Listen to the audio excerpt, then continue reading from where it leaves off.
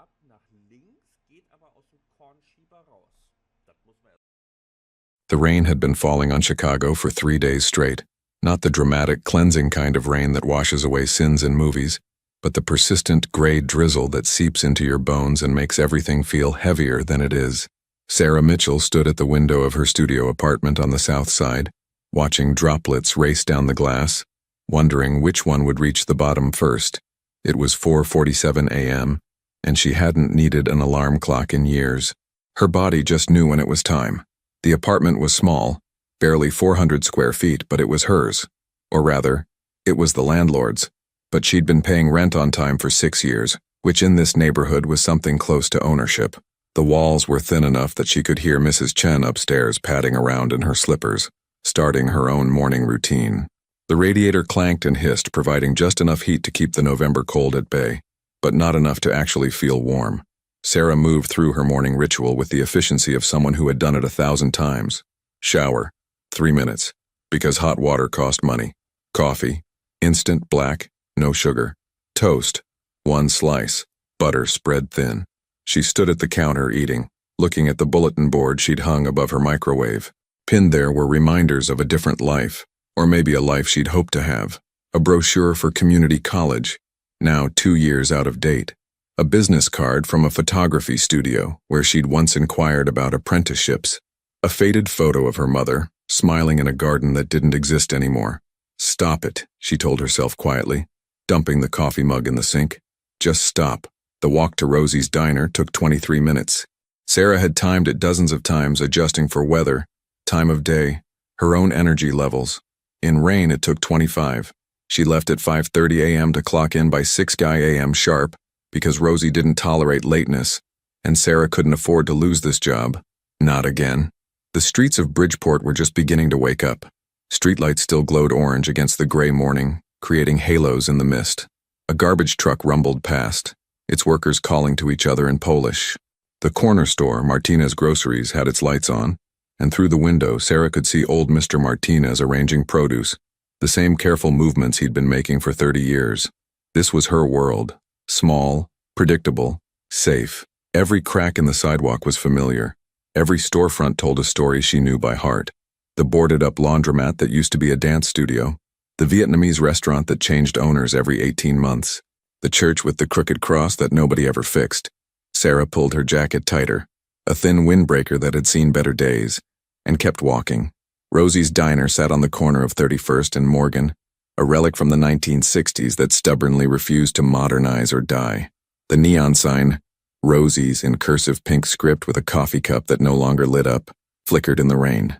The building itself was narrow, squeezed between a pawn shop and a shuttered barber shop, with windows that fogged up in winter and let in too much heat in summer. Inside, the air smelled like coffee, bacon grease, and something else. The accumulated scent of 50 years of meals, conversations, arguments, and deals. The floor was checkered black and white linoleum, cracked in places and worn smooth in others. The counter ran the length of the diner, with 12 red vinyl stools that spun if you sat on them right. 8 booths lined the window side, their red vinyl patched with duct tape in various places. "You're early," Rosie called from the kitchen. She was 68, built like a fire hydrant, with gray hair always pulled back in a tight bun and eyes that missed nothing. She'd owned the diner for 42 years. Bought it with settlement money from a lawsuit nobody ever talked about. "Rain," Sarah replied, hanging her jacket on the hook in the back. She tied her apron, black with Rosie's embroidered in faded pink thread, and grabbed the coffee pot. "Always rain with you," Rosie muttered, but there was no real criticism in it. "Table 4 needs setup. Eddie's coming in at 7 instead of 8. His daughter's got a school thing." Eddie was the cook, a quiet man in his 50s who made the best hash browns on the south side and never talked about where he'd learned to cook. Sarah nodded and began her opening routine.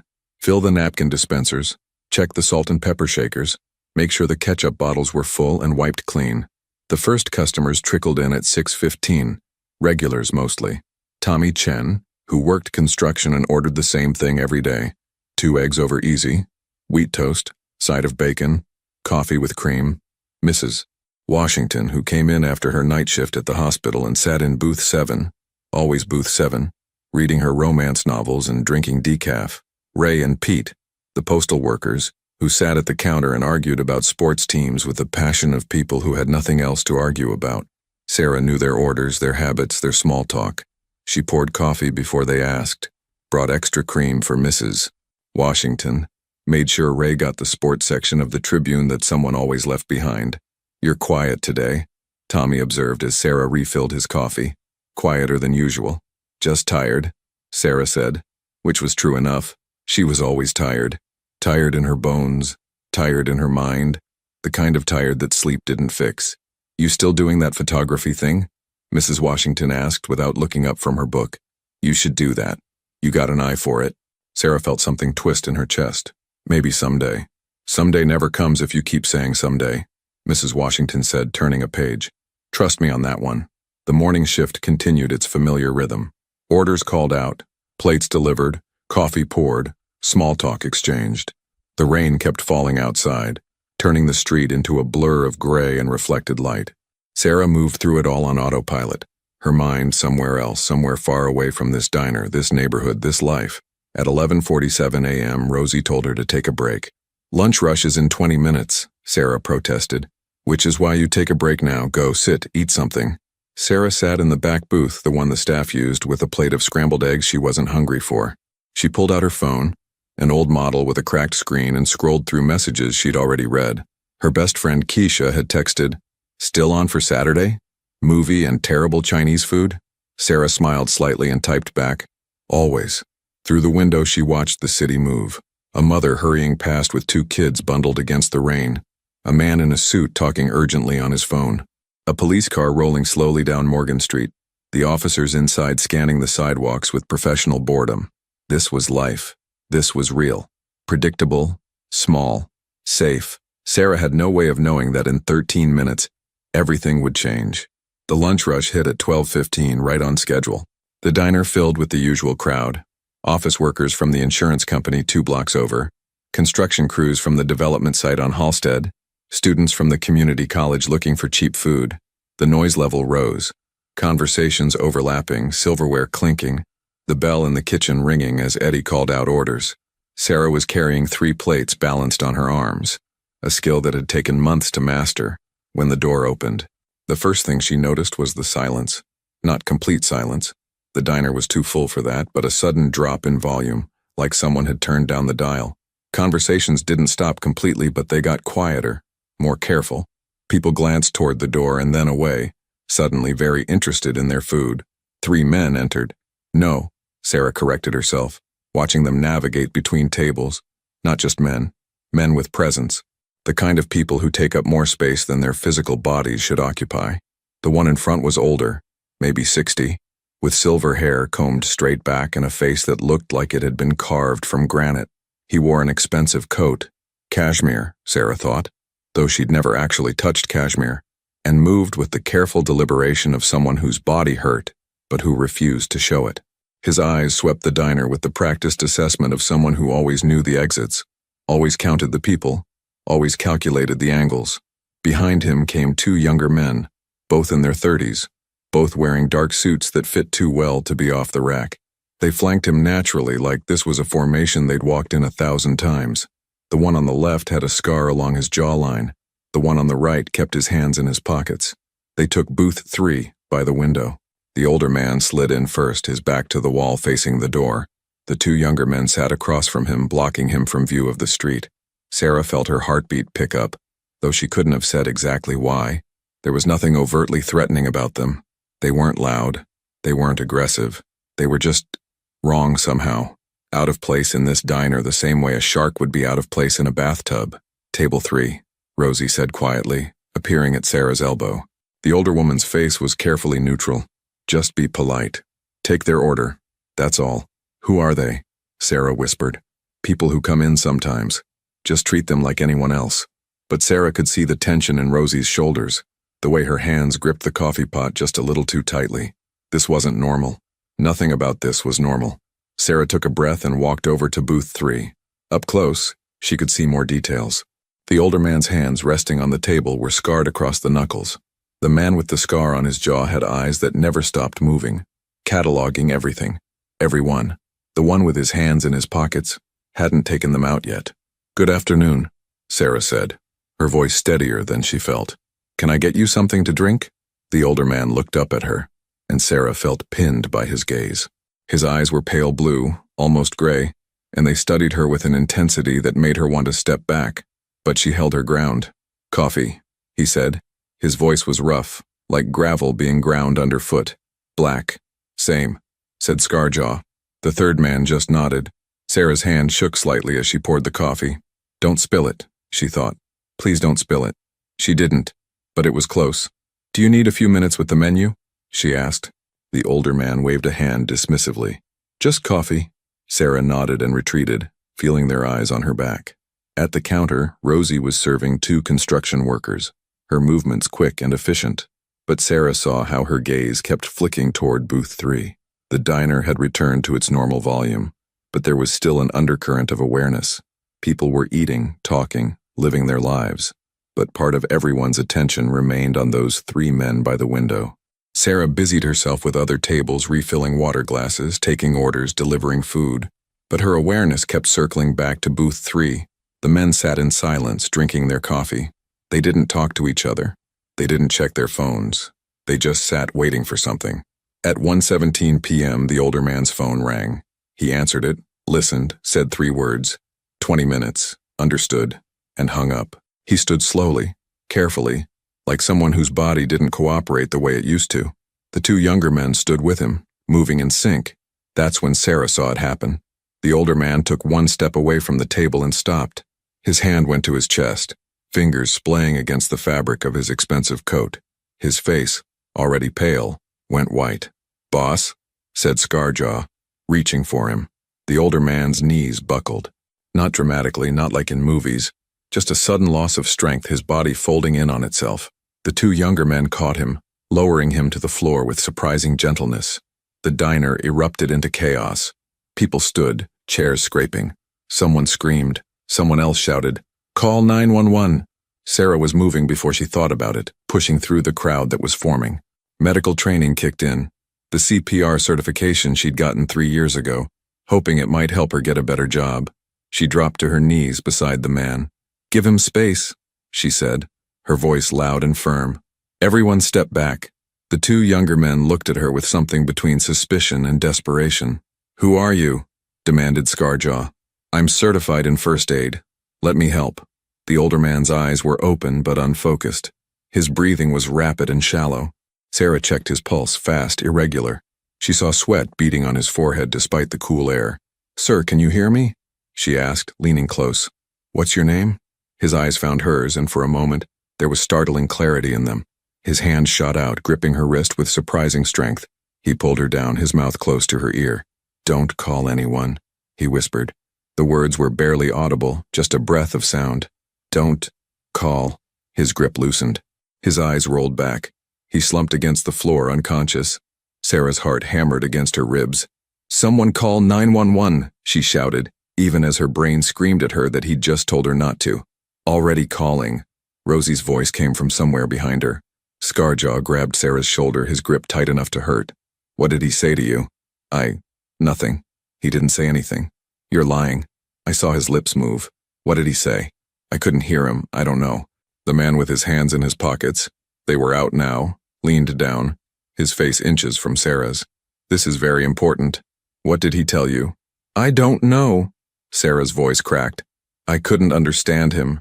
Please, just let me help him." But she was lying. She knew she was lying, and she could see in their eyes that they knew it too. The next few minutes blurred together. Sarah tried to keep the man stable, checking his breathing, his pulse. The 2 younger men hovered, watching her every move with hawk-like intensity. The other diner patrons pressed back, giving space but not leaving, held by the morbid fascination of witnessing something terrible. Rosie appeared with a folded jacket, placing it under the man's head. "Ambulance is 3 minutes out," she said quietly. 3 minutes felt like 3 hours. Sarah knelt there, her knees on the cold linoleum, her hand on the unconscious man's wrist, feeling his pulse flutter erratically. She could feel the 2 younger men watching her, weighing her, calculating something she didn't understand. "You're the waitress," said the man with hands that were no longer in his pockets. It wasn't a question. "You work here?" "Yes." You live nearby? Sarah's blood ran cold. Why does that matter? Answer the question. Yes, in Bridgeport. The two men exchanged a look, some silent communication passing between them. Sirens approached, growing louder. The tension in the diner ratcheted up another notch. Sarah saw Scarjaw's hand move to his jacket, then stop. A decision made, then reconsidered. The paramedics came through the door with practiced efficiency, all business and calm professionalism. Sarah stood, stepping back, her legs unsteady. She watched as they assessed the unconscious man, asking questions. How long has he been unconscious? Any known medical conditions? Did he take anything? That the two younger men answered in careful, minimal words. A female paramedic, maybe 30, with her hair pulled back in a ponytail, glanced at Sarah. You the one who called it in? No, yes. Someone called. I just tried to help. You did good. Kept him stable. The paramedic returned to her work, sliding an oxygen mask over the man's face. They loaded him onto a stretcher with careful efficiency. The two younger men moved to follow. Scarjaw paused, turning back to Sarah. He pulled something from his pocket. A business card, plain white with just a phone number embossed on it. No name, no company. Just 10 digits. You remember anything he said? Scarjaw told her, his voice low and urgent. You call this number. Immediately. You understand? Sarah took the card with numb fingers. I told you I couldn't hear. If you remember, he repeated. You call. Your safety might depend on it. Then they were gone, following the stretcher out into the rain. The ambulance doors closed. The sirens wailed. And just like that, the diner returned to something approximating normal. Except it wasn't normal. It would never be normal again. The rest of Sarah's shift passed in a fog. People talked around her, asking questions she answered on autopilot. A police officer came, young, looking barely old enough to shave, and took a statement. Name, address. What had she seen? What had she heard? Did the man say anything to you? The officer asked.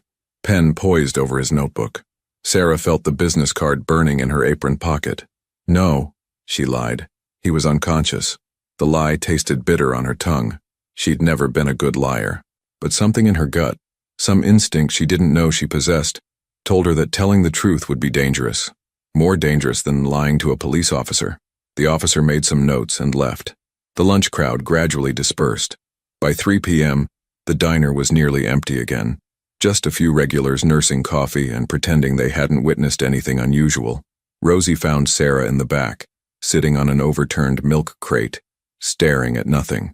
You okay? Rosie asked. I don't know. What did he say to you? Sarah looked up sharply. Everyone keeps asking me that. Because everyone saw him say something. His mouth moved. You leaned in close. So what did he say? Sarah's hands twisted together in her lap. Rosie, I really don't. Sarah. Rosie's voice was firm but not unkind. I've been running this diner for 42 years. You know what I've learned? Sometimes you see things. Sometimes you hear things. And sometimes the smartest thing you can do is forget both. I don't understand. That man who collapsed? I've seen him 3 times in the last 6 months. Always with those same 2 men. Always careful. Always watching. You know what kind of people are always watching? Sarah shook her head, though she had a sinking feeling she did know. The kind of people you don't want to remember you, Rosie said. So whatever he said to you, maybe you didn't hear it. Maybe you were too focused on helping to catch the words. Maybe it was just nonsense from a man having a medical emergency. You understand? But they gave me a number to call. Then lose the number. Sarah, listen to me. I like you. You're a good worker, and you deserve better than this job. But you're also young and you think the world makes sense. It doesn't. And people like that man, they live in a part of the world that makes even less sense than usual. Sarah pulled the business card from her pocket, looking at the single phone number embossed on expensive cardstock. He told me not to call anyone. Those were his words. Don't call anyone. Rosie was quiet for a long moment. Then she sighed, a sound that carried years of weariness. And are you going to listen? I don't know. Well, you better figure it out, because something tells me this isn't over. Sarah's shift ended at 4 p.m. She changed out of her apron, put on her thin jacket, and stepped out into the rain. The street looked the same as it had that morning. The same cracked sidewalk, the same familiar storefronts, the same gray sky. But it all felt different now, like she was seeing it through a warped lens. She walked home, the business card in her pocket feeling like it weighed 10 pounds. Her mind kept replaying the moment. His hand gripping her wrist, his breath hot against her ear. Those 3 words that made no sense. Don't call anyone. But call who? The police. They'd already been called. The ambulance? Same thing. So what had he meant? Unless... Sarah stopped walking, standing in the middle of the sidewalk while rain soaked through her jacket. Unless he'd meant don't call anyone from his world. Don't contact his people. Don't reach out. But why? And why tell her? A waitress who was a complete stranger. She started walking again, faster now. Her apartment building came into view, its familiar shabby exterior somehow menacing now. She climbed the 3 flights of stairs, her wet shoes squeaking on the linoleum. Inside her apartment, Sarah locked the door, then checked it twice. She pulled the curtains closed. She stood in the middle of her small space, dripping on the floor, and pulled out the business card. Just a number. No name. No explanation. She should throw it away. That's what Rosie had advised. And Rosie was smart. She'd survived in this neighborhood for 4 decades. She knew things. But Sarah's fingers wouldn't release the card. Instead, she found herself pulling out her phone. She didn't dial the number. Not yet. But she entered it into her contacts, saving it under a single letter. X. Then she sat on her bed, still in her wet clothes, and tried to process what had happened. A man had collapsed in front of her. That part was clear. He'd whispered something to her. That part was also clear. And now 2 men who looked like they could make problems disappear had her name, her workplace, her neighborhood. What had she stumbled into? Night fell early in November. By 5:30 p.m. it was fully dark, the streetlights casting pools of orange light on wet pavement. Sarah had changed into dry clothes, sweatpants and an old college sweatshirt from a school she'd never attended, bought at a thrift store. She'd made dinner, ramen noodles with an egg stirred in, the extent of her culinary abilities, and eaten it without tasting anything. Now she sat by her window, curtain pulled back just enough to see the street below. She told herself she was being paranoid, told herself that Rosie was right, that she should just forget the whole thing. The man had probably been having a heart attack or a stroke. His words had probably been the confused rambling of someone in medical distress. The 2 men with him had probably just been protective associates, worried about their boss or friend or whatever he was. Probably. But Sarah kept watching the street anyway. At 7:23 p.m., she saw it. A black car, expensive looking, driving slowly down her street. Too slowly. It passed her building once, then circled the block and passed again. Her heart started hammering. It's nothing, she told herself. Just someone lost. Looking for an address. The car passed a 3rd time. Sarah stepped back from the window, her breath coming faster. She was being ridiculous. Paranoid. There was no reason to think that car had anything to do with her. Except there was. Because men in expensive coats didn't collapse in diners in Bridgeport by accident. And men with scars on their jaws didn't give out business cards with untraceable numbers unless they expected those numbers to be used. Her phone buzzed, making her jump. She grabbed it, heart in her throat. Text from Keisha. You okay? You've been weird all day. Sarah stared at the message. How could she possibly explain? She typed back. Long day. Just tired. Want to talk? Tomorrow. Promise. She set the phone down and returned to the window. The black car was gone. The street was empty except for Mrs. Chen's son, parking his beat-up Honda across the street. Normal. Everything was normal. Sarah went through her evening routine mechanically. Shower. Teeth brushed. Set the alarm for 4:47 a.m. She lay in bed, staring at the ceiling, listening to the familiar sounds of her building settling around her. Mrs. Chen's television, muffled through the ceiling. Pipes clanking. Someone's bass music thumping distantly. The radiator's sporadic hissing. Normal sounds. Comforting sounds. But Sarah couldn't sleep. She kept thinking about pale blue eyes. About a hand gripping her wrist. About 3 words that didn't make sense. Don't call anyone. At 11:47 p.m., exactly 12 hours after she'd taken her break at the diner, Sarah heard something that wasn't normal. Footsteps in the hallway outside her apartment. Slow. Deliberate. Stopping right outside her door. She sat up, barely breathing. A shadow moved in the gap under her door. Someone was standing there. Just standing. Sarah's hand moved to her phone, fingers hovering over the screen. Should she call 911? But what would she say?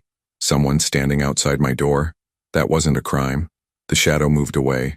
The footsteps receded down the hall. Sarah waited 5 minutes, then 10, then 15. When she finally worked up the courage to look through her peephole, the hallway was empty, but tucked under her door was a single piece of paper, folded once. Sarah's hands shook as she picked it up. She unfolded it slowly, half expecting, she didn't know what, a threat, a warning. Instead, there were just 7 words, written in neat, precise handwriting. He's stable. They know you heard. Careful. No signature. No explanation. Sarah turned the paper over. Nothing on the back. She checked the hallway again, still empty. She locked her door, checked it twice, then pushed her small dresser against it for good measure. Then she sat on her bed, the note in one hand and her phone in the other, and finally admitted what she'd been denying all day. She was in danger. She didn't understand why. She didn't understand from what. But she understood the basic truth. A stranger had collapsed in front of her, whispered a warning, and now people were watching her building, leaving notes under her door, letting her know she'd been noticed. Sarah looked at her phone, at the contact saved as X. 1 call. That's all it would take. 1 call to that number and maybe she'd get answers. Maybe she'd get help, or maybe she'd get something much worse. The rain continued to fall outside, tapping against her window like fingers trying to get in. Sarah sat in the darkness of her apartment, trying to decide which scared her more, making that call or not making it. Sarah didn't sleep. Not really. She drifted in and out of consciousness, her mind cycling through the events of the previous day like a film reel stuck on repeat. Every time she started to sink toward actual sleep, her eyes would snap open, her heart racing, convinced she'd heard footsteps in the hallway again. At 4:47 a.m., her body woke her as usual, but this time she felt different, heavier, like the air in her apartment had thickened overnight, making every movement require extra effort. She sat on the edge of her bed, the mysterious note still on her nightstand where she'd placed it before attempting sleep. In the gray pre-dawn light, the handwriting looked different, less threatening, more matter-of-fact. Just information, a warning from someone who, for reasons she couldn't fathom, wanted her to be careful. But careful of what? And careful from whom? Sarah went through her morning routine on autopilot, but everything felt wrong. The coffee tasted bitter. The toast stuck in her throat. Even the familiar sounds of Mrs. Chen upstairs felt ominous rather than comforting. She kept looking at her phone, at the contact saved as X, her thumb hovering over the call button. What would happen if she called? Who would answer? What would they want from her? And more importantly, what had that man meant by, "Don't call anyone"? The words had been so urgent, so specific. Don't call anyone. Not don't call the police or don't call for help. Just anyone. Sarah pulled on her jacket, checked her reflection in the bathroom mirror, and barely recognized herself. Her eyes had dark circles underneath them. Her skin looked pale, almost gray. She looked like someone who'd seen something they shouldn't have, which she supposed was exactly what she was. The walk to Rosie's diner felt different this morning. Every car that passed made her tense. Every person on the street seemed to look at her too long. The black car from last night wasn't there. She'd checked 3 times, but that almost made it worse. Where was it? Who had been driving it? At the corner of 29th and Morgan, Sarah stopped abruptly. A man in a gray coat was standing across the street reading a newspaper. Nothing unusual about that, except nobody read physical newspapers anymore. And he wasn't really reading. His eyes kept flicking up, scanning the street, then back down to the paper. Sarah started walking again, faster. When she reached the next corner and glanced back, the man was gone. Paranoia, she told herself. You're being paranoid.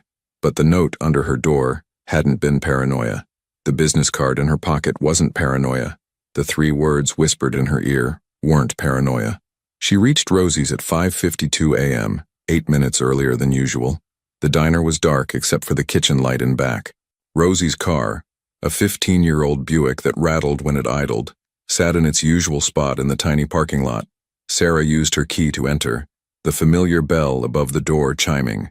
The diner felt different too, smaller somehow, more confined, like the walls had moved in during the night. Early, Rosie's voice called from the kitchen. Couldn't sleep? Something like that. Rosie appeared in the kitchen doorway, wiping her hands on a towel. She studied Sarah with those sharp eyes that missed nothing. You look terrible. Thanks. I mean it. You look like you've been up all night. This about yesterday? Sarah hung up her jacket, tied her apron. Someone left a note under my door last night. Rosie's expression didn't change, but Sarah saw her shoulders tense. What kind of note? The kind that says people know I heard something. The kind that says to be careful. Show me. Sarah pulled the folded paper from her pocket. Rosie took it, read it quickly, then read it again more slowly. When she looked up, her face was grave. "Sarah, listen to me very carefully. You need to take a few days off." "What?" "I can't afford." "Paid. I'll pay you. Just take a few days, get out of town, visit a friend, go somewhere these people won't know to look." "Rosie, I don't understand what's happening. Who are these people? What did I get involved in?" Rosie was quiet for a long moment. Then she sighed, folded the note, and handed it back. "You know the Castellano family?" Sarah shook her head. "Good.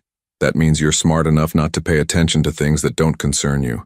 The Castellanos have been in Chicago for 70 years. They're business people. Import, export, real estate, restaurants. All legitimate, all above board. But they're also the kind of business people who have other business. The kind nobody talks about.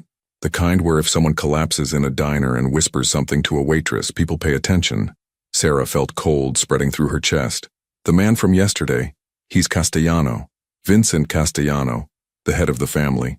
Or he was until yesterday. Word on the street is he's in ICU at Northwestern Memorial.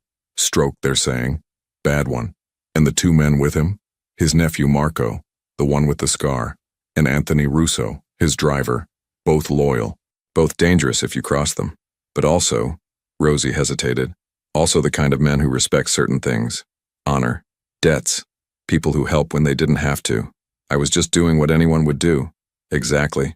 Which means they probably see you as, I don't know, an innocent. Someone who got caught up in something by accident. But Sarah, that doesn't mean you're safe.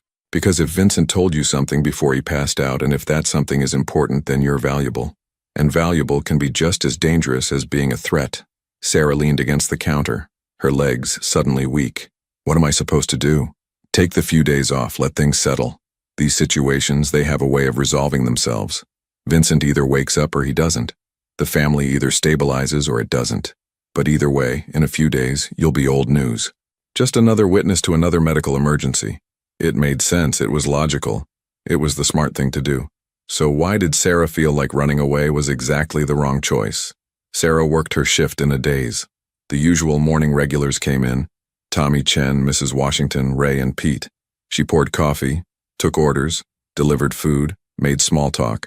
But part of her mind was always elsewhere, always cycling through her options. Option 1, take Rosie's advice. Leave town for a few days. Hope this all blows over. Option 2, call the number on the business card. Get answers. Maybe get help. Option 3, go to the police. Tell them everything. Let them handle it. Except option 3 felt wrong the moment she thought of it. Vincent Castellano had told her specifically not to call anyone. And if Rosie was right about corruption in law enforcement, she hadn't said it directly, but Sarah could read between the lines, then going to the police might be the most dangerous thing she could do. At 10:15 a.m., the decision was made for her. A man walked into the diner, not one of the regulars, mid-40s with dark hair going gray at the temples, wearing a navy suit that was expensive but not flashy.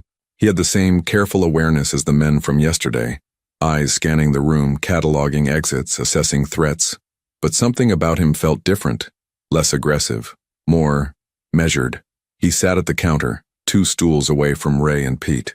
When Sarah approached with the coffee pot, he smiled.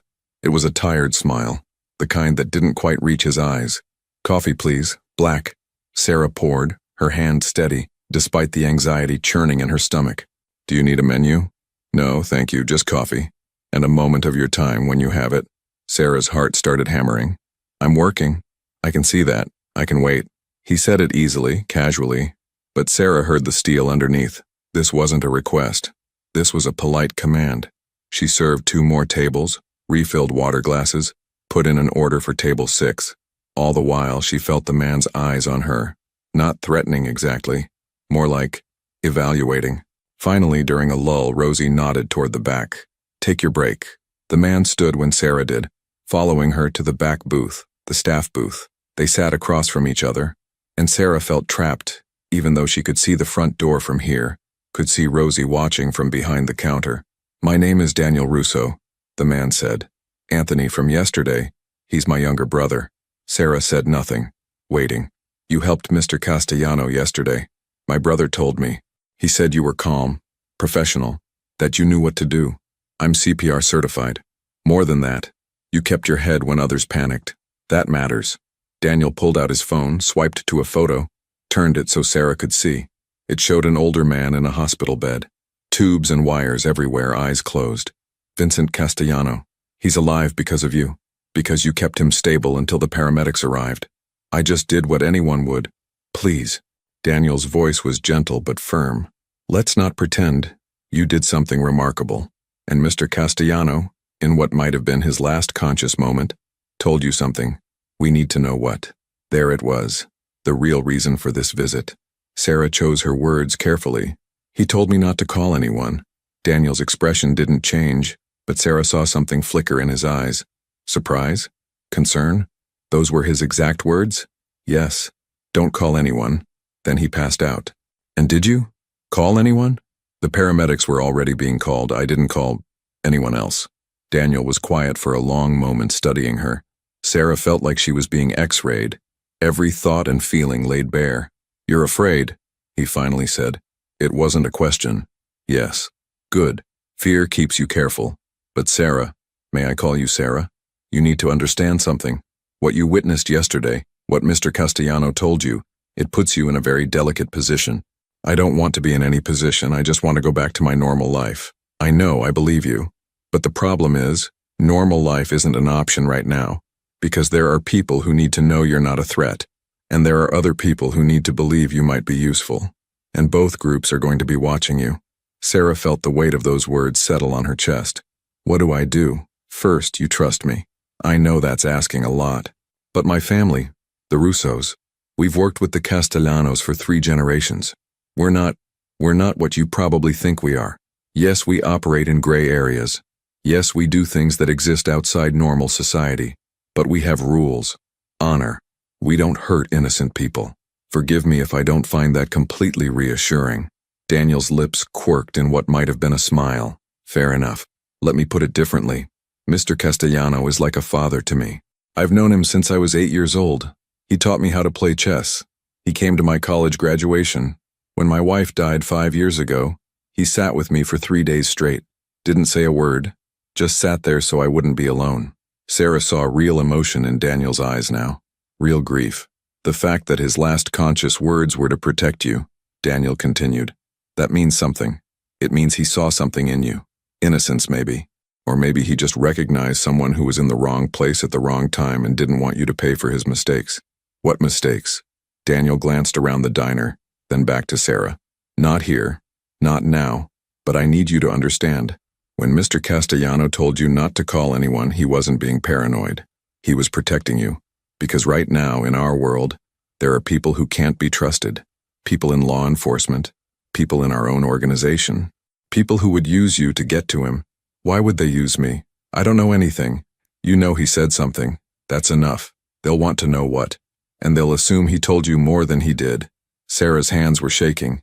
She pressed them flat against the table. This is insane. This is my life. I can't be part of this.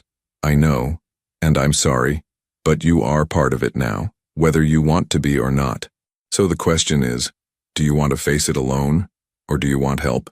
Sarah stared at Daniel Russo, trying to read his face, his intentions. Everything about this felt wrong. Everything about this went against every instinct she had about staying safe, staying out of trouble, staying invisible. But another part of her, the part that had taken CPR certification hoping to become an EMT, the part that had once dreamed of being a photojournalist, documenting real stories, the part that was tired of being invisible, that part was curious. What kind of help?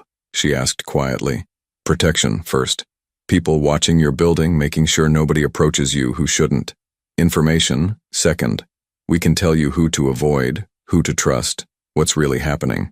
And third, Daniel hesitated. Third, we can make sure that when this is over, you can actually go back to your normal life, that you're not looking over your shoulder for the rest of your life. And what do you want in return? Honesty. If you remember anything else Mr. Castellano said, anything at all, we need to know. And if anyone approaches you, you contact us immediately. Sarah thought about the note under her door, about the black car circling her building, about the man with the newspaper who wasn't really reading. Someone already has, she said. Last night, they left a note under my door. Daniel's expression went hard. Show me. Sarah pulled the note from her pocket. Daniel read it, his jaw tightening. Did you see who left it? No. I heard footsteps, then they were gone. When I looked, just the note. This is good handwriting. Educated. Someone with care for details. Daniel pulled out his phone, took a photo of the note. May I keep this? Sarah nodded, not trusting her voice. Daniel pocketed the note and leaned forward, his voice low and urgent. Sarah, I need you to understand how serious this is. Mr. Castellano didn't have a stroke. He was poisoned. The words hit Sarah like a slap. What? The doctors ran tests, found traces of something in his blood, something that induced the symptoms of a stroke. Someone tried to eliminate him and they did it in public, in a place where witnesses would just assume medical emergency. But who? That's what we're trying to figure out. There are factions within the organization. People who think Mr. Castellano is too old, too soft. People who want to take the family in a different direction, more aggressive, more violent, more willing to cross lines that Mr. Castellano never would. Sarah's mind was reeling. And you think whoever poisoned him knows that he spoke to me? We know they know. The note proves it. They know you heard. That's not generic. That's specific. Someone wants you to know you're being watched, either to intimidate you into silence, or to see what you'll do. This is insane. I'm a waitress. I make minimum wage plus tips. I live in a 400-square-foot apartment. I'm nobody. You're the last person Vincent Castellano spoke to before losing consciousness. In our world, that makes you very much somebody. Daniel's phone buzzed. He glanced at it, frowned. I need to go. But Sarah, please think about what I said. We can protect you, but only if you let us. He stood, pulled out his wallet, left a $100 bill on the table. For the coffee and your time. My number is on that card my brother gave you. Please, call it. Tonight. Even if just to talk. You shouldn't be alone in this. Then he was gone, walking out of the diner with the same careful awareness he'd entered with. Sarah sat there staring at the $100 bill, her thoughts churning. Poisoned. Vincent Castellano had been poisoned, which meant someone had tried to eliminate him, which meant there was a power struggle, which meant people were willing to cross serious lines to get what they wanted, and she was in the middle of it. Rosie appeared at the table. What did he want? To offer me protection. Are you going to take it? Sarah looked up at her boss, this woman who'd survived 42 years in this neighborhood by knowing when to see things and when to look away. What would you do? Rosie sat down across from her, something she rarely did during business hours. You want the truth? I'd take it. Because men like Daniel Russo, they don't make offers like that lightly. If he says you need protection, you probably do. And if he's offering it, it means he sees value in keeping you safe. That's what scares me. What value? What do they think I know? Maybe nothing. Maybe it's just about doing right by someone who helped when they didn't have to. The Castellanos. They're old school. They believe in debts, honor. You saved Vincent's life, or at least tried to. That creates an obligation. Sarah thought about that. An obligation. A debt. In some ways, it made sense. In other ways, it terrified her. Her phone buzzed. A text from an unknown number. Black Honda Civic, license plate 847HNK, parked across from your building. Not one of ours. Be careful. Sarah's blood ran cold. She showed the phone to Rosie. That's from them, Rosie said quietly. From the Russos. They're already watching out for you. Without my permission. Did you want them to wait for permission while someone else made a move? Sarah didn't have an answer for that. The rest of Sarah's shift was a blur of anxiety and hyper-awareness. Every customer who walked in got scrutinized. Every car that passed outside got noted. She found herself memorizing license plates, facial features, patterns of behavior. This was insane. This was not her life. Her life was simple, predictable, safe. Except it wasn't anymore. At 3:47 p.m., another text came from the unknown number. Black Honda left 20 minutes ago, replaced by gray Nissan. Same pattern, different watchers. Sarah typed back, "Who is this?" The response was immediate.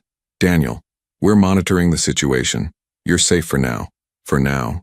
Those two words carried a weight Sarah didn't want to contemplate. Her shift ended at 4 p.m. She changed out of her apron, pulled on her jacket, and stepped out into the afternoon. The sky was gray again. It seemed like the sky was always gray lately, and a cold wind blew off the lake, cutting through her thin jacket. Sarah walked home, but this time she paid attention, really paid attention. She saw the gray Nissan parked 2 blocks from her building, engine running, someone sitting in the driver's seat. She saw a man in a coffee shop window, laptop open but eyes on the street. She saw patterns she'd never noticed before, or maybe they'd never been there before. Her building felt different when she approached it, less like home, more like a place where things might happen. The lobby, usually empty, had someone in it, a woman Sarah had never seen before checking her mailbox with studied casualness. Sarah climbed the stairs to her apartment, keys ready. At her door she paused, listening. No footsteps, no shadows under the door. She unlocked it, pushed it open carefully, half expecting someone to be inside. The apartment was empty, exactly as she'd left it that morning. Sarah locked the door, checked it twice, pushed the dresser against it. Then she sat on her bed and pulled out her phone. The contact labeled X stared back at her. One call, that's all it would take. Before she could overthink it, she pressed dial. The phone rang twice. Then a familiar voice answered. Sarah, thank you for calling. Daniel Russo. Not his brother Marco or the driver Anthony. Daniel himself. I need to understand what's happening, Sarah said without preamble. All of it. No more hints. No more careful explanations. The truth. Can you meet me? Somewhere public, somewhere you'd feel safe? Sarah thought about that. Public meant witnesses. Public meant safety, theoretically. Where? There's a coffee shop on 35th and State. Bernie's. Do you know it? She did. It was a neighborhood institution, always busy, always safe. When?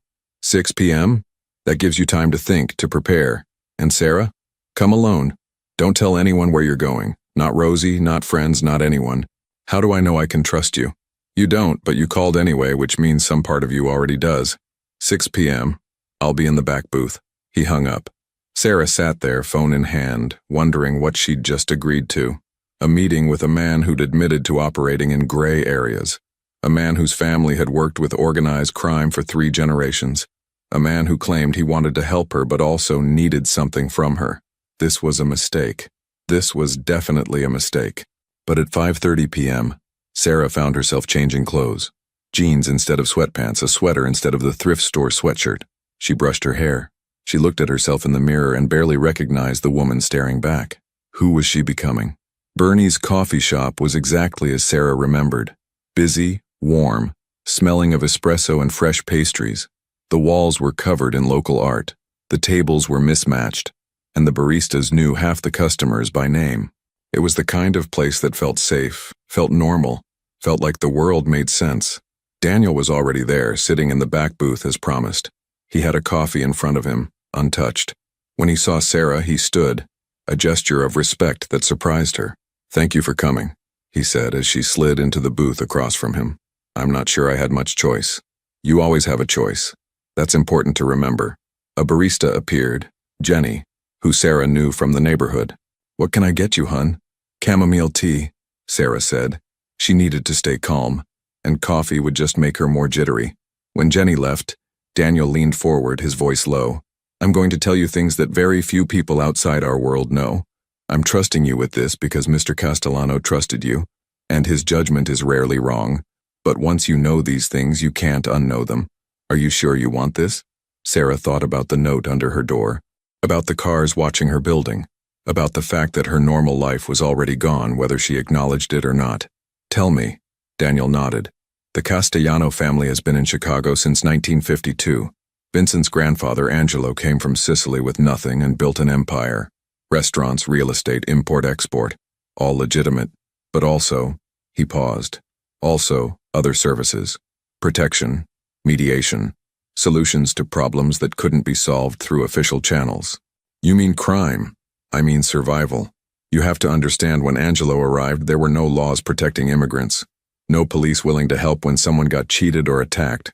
So people like Angelo, they created their own systems, their own justice, and over time, those systems became institutions. Sarah's tea arrived. She wrapped her hands around the warm cup, grateful for something to hold on to. Vincent inherited this system, Daniel continued, but he also tried to change it, legitimize more of the operations, move away from the gray areas. He believed the family could evolve, could become fully legitimate within a generation. Not everyone agreed. The factions you mentioned. Exactly. There are people in the organization who think Vincent's vision is weak. They want to expand into territories we've stayed out of. They want to be more aggressive, more willing to use force. They see his age, his health issues, as an opportunity. So they poisoned him. We believe so. The substance used was sophisticated, something that would mimic natural causes.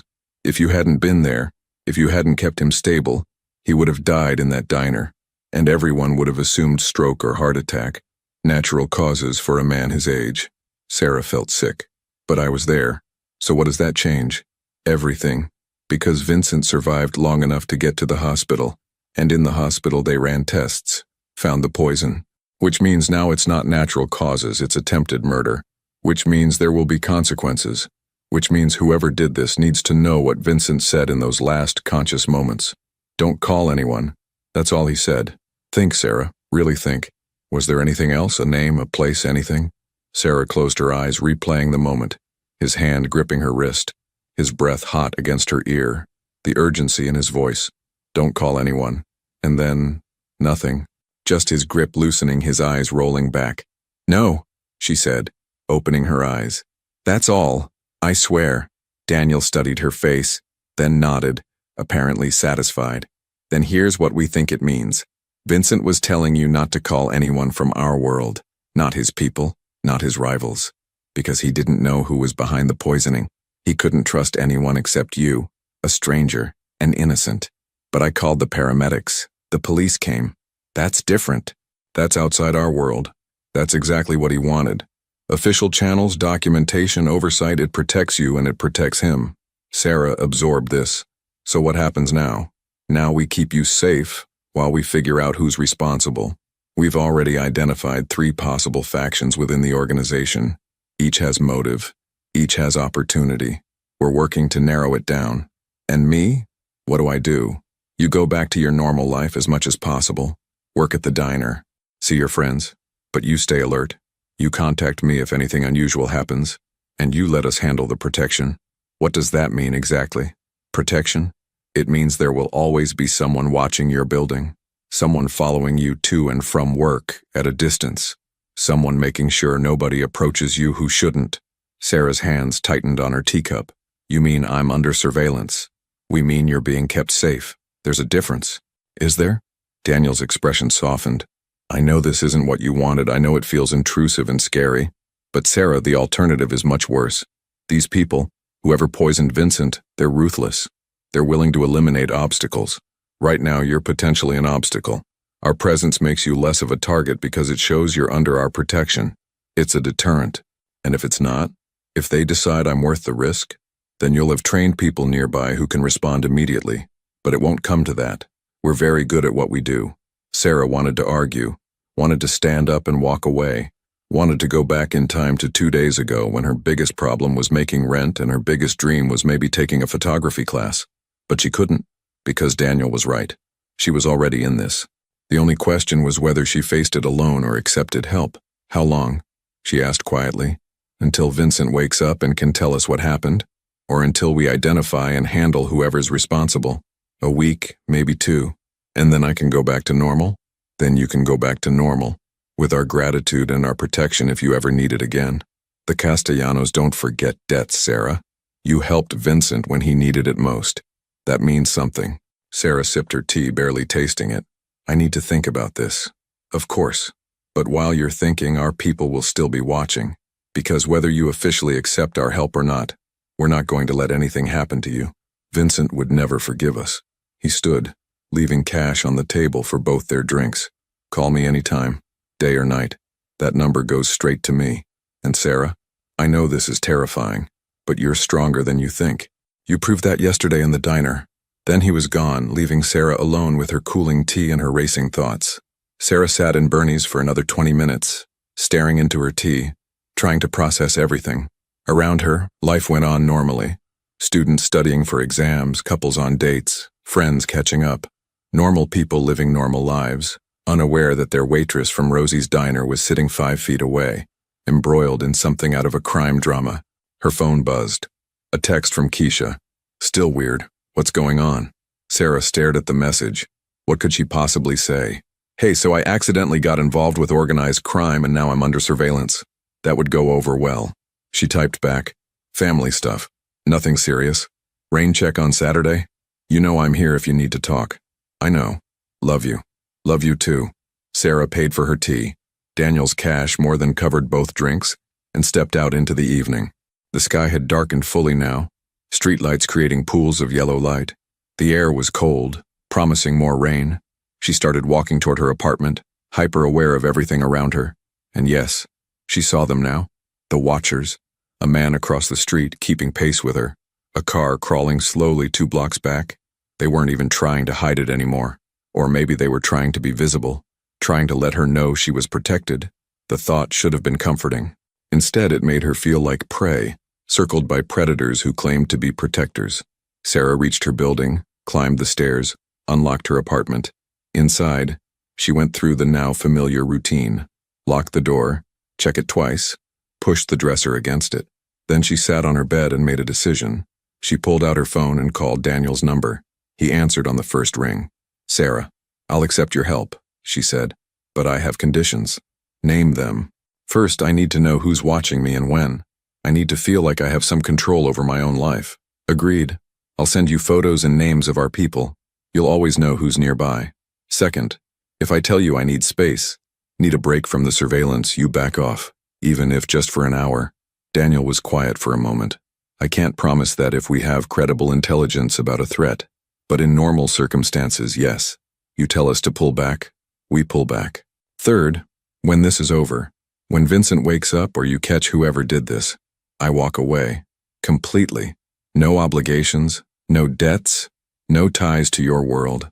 Sarah, you saved a man's life. That creates a connection whether we acknowledge it or not. But yes, when this is resolved, you're free to return to your life with no expectations from us." Sarah took a deep breath. "Okay, then we have a deal. Thank you. I'll have my people introduce themselves tomorrow. You'll feel better knowing their faces. I hope you're right. Try to get some rest. Tomorrow will be easier. I promise." He hung up. Sarah sat there in the darkness of her apartment, wondering if she'd just made the best decision of her life or the worst one. Only time would tell. Sarah's new reality began the next morning. Daniel introduced her to the protection team, Maria, a former security specialist who watched the day shift, and James, a quiet man who handled nights. They were professional, respectful, keeping their distance but always present. Days blurred together. Sarah worked at Rosie's, went home, lived under the weight of constant surveillance. But something unexpected happened. She began talking to Maria during coffee breaks. Real conversations about life, dreams, the paths that led them to this moment. "I wanted to be a teacher," Maria confessed one afternoon. "Funny how life works out." Sarah shared her own abandoned dreams. Photography, telling stories that mattered. For the first time in years, speaking them aloud made them feel possible again. Then Daniel called with news. Vincent was waking up. But there was a problem. Someone inside the hospital was asking questions. Someone who shouldn't know Vincent could communicate. "We need to move him," Daniel explained. "But we need someone he trusts to be there when he wakes fully. Someone innocent." Sarah understood before he asked. "You need me, only if you're willing. This goes beyond our agreement." Sarah thought of the man who'd used his last conscious breath to protect her. She thought of Maria's friendship, a feeling purposeful for the first time in years. "When do we leave?" The hospital room was quiet except for the steady beep of monitors. Sarah sat beside Vincent Castellano's bed, her hand near his. Daniel stood by the door, watching the hallway. Vincent's eyes fluttered open. For a moment, confusion clouded his face. Then recognition dawned. "The waitress," he rasped, his voice weak but clear. "You stayed. You told me not to call anyone," Sarah said softly. "I wanted to understand why." Vincent's lips curved into something resembling a smile. "Smart girl. You knew it meant something." He paused, gathering strength. "My own nephew, Marco. He wanted control, wanted to take the family in directions I wouldn't allow. He thought making it look natural would be clean." Sarah's chest tightened. Marco, who'd seemed so concerned, so loyal. "The poison was meant to be untraceable," Vincent continued. "But you kept me alive long enough for tests.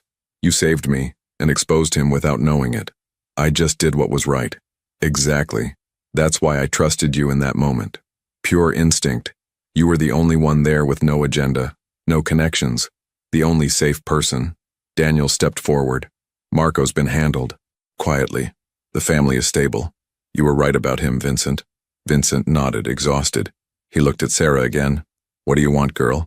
Name it. Money? A new life somewhere? Anything. Sarah had thought about this moment, what she might ask for. But sitting here, seeing this fragile human man who'd trusted her at his most vulnerable, she knew.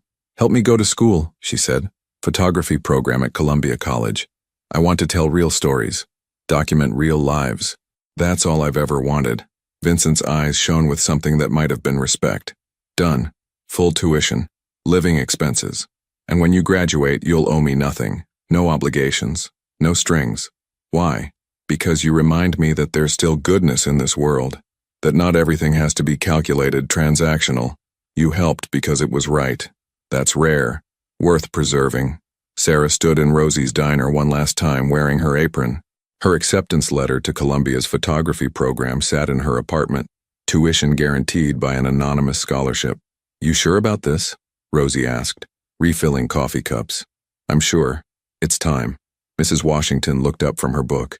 Told you someday would come if you stopped just saying it. Sarah smiled, feeling lighter than she had in years. You were right.